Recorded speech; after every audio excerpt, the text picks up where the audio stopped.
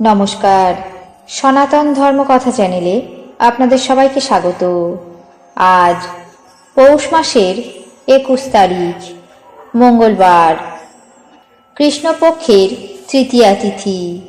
মহাভারতের আদি পর্বের 197তম অধ্যায়ের দ্বিতীয় অংশ, কৃষ্ণার পঞ্চ পাণ্ডবের সঙ্গে বিবাহের সিদ্ধান্ত পর্ব। নারায়ণং নমস্কৃত্য নরং চৈব নরোত্তমং দেবীং সরস্বতীং ব্যাসাং ততো জয়মুদীরয়েৎ। দেবরাজ ইন্দ্রকে স্তম্ভিত করে দিয়ে সেই যুবক পুরুষটি পাশা খেলা শেষ করে ররুদ্র নামে স্ত্রীকে বললেন, একে আমার কাছে নিয়ে এসো।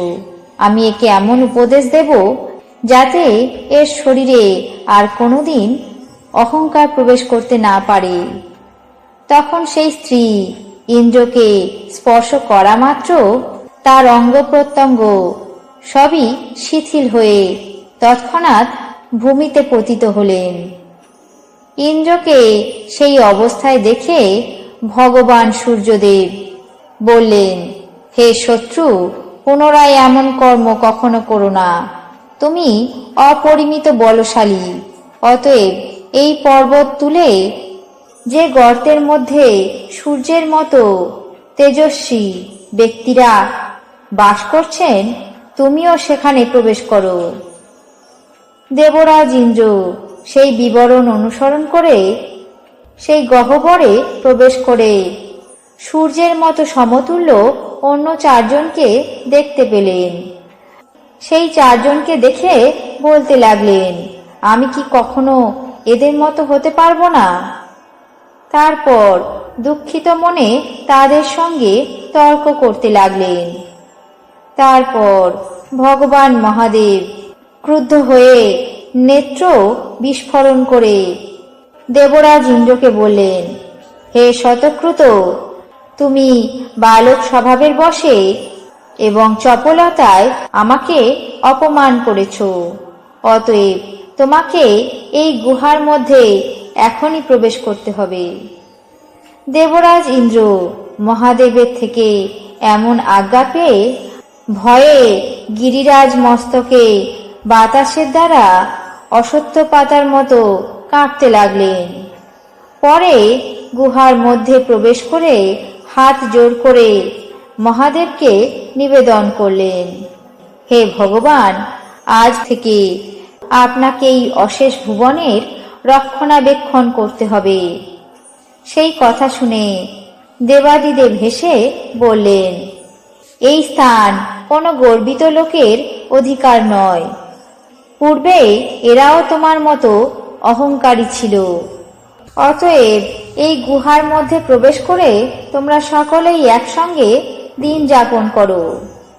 এখন তোমার নিজের পাপ কর্মের ফলে মনুষ্যজনি প্রাপ্ত হবে।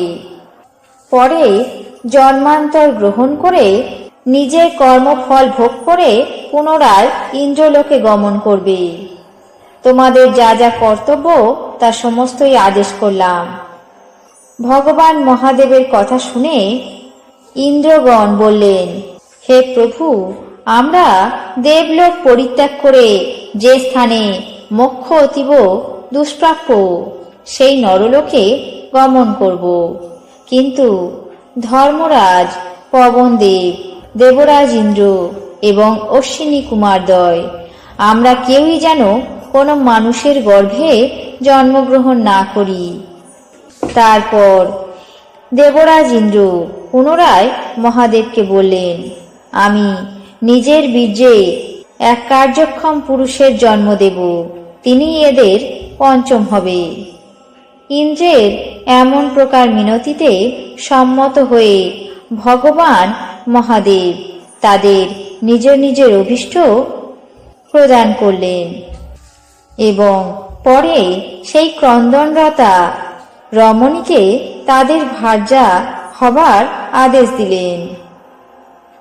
তারপর মহাদেব তাদের সঙ্গে নারায়ণের সামনে উপস্থিত হলেন।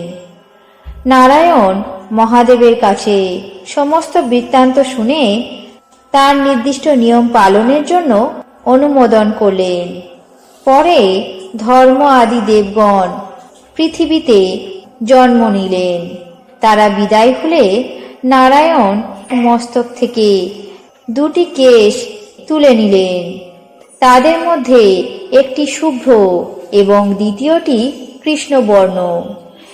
সেই কেশ যুগল যদুকুলকামিনী, দেবকী এবং রোহিণীতে সমাবিষ্ট হল। শুভ্র কেশে বলরাম এবং কৃষ্ণ কেশ থেকে কেশব রূপে ভগবান বিষ্ণু অবতীর্ণ হলেন। সেই জন্যই লোকে বাসুদেবকে কেশব বলেন। আজ মহাভারতের আদি পর্বের 197তম অধ্যায়ের দ্বিতীয় অংশ, কৃষ্ণার পঞ্চ পাণ্ডবের সঙ্গে বিবাহের সিদ্ধান্ত পর্ব এখানে শেষ করছি। বাকি অংশ আগামী পর্বে পাঠ করে শোনাব। এখন জেনে নেব আজকের দিনের 12টি রাশির রাশিফল।